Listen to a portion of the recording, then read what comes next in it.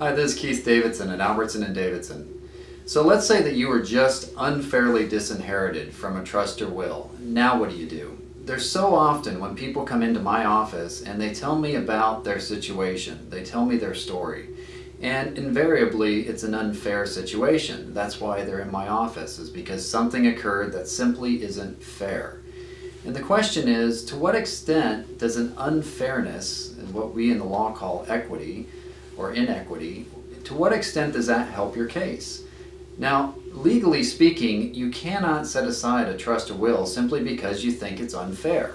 That's not the legal standard. You have to have different legal concepts like lack of capacity, undue influence, fraud. One of those things must be present to overturn a trust or will. But these cases are decided by judges. Judges are people, and people like a fair result. And so equity and this underlying fairness story does have a place in your case. It just isn't front and center. Front and center has to be the legal argument. But the fairness and the story, that's what we call the equitable argument. It's kind of I call it an equitable overlay. And it goes on to tell the backstory. So in other words, how do we know that mom or dad was unduly influenced in creating a will or trust? Well, look at the backstory.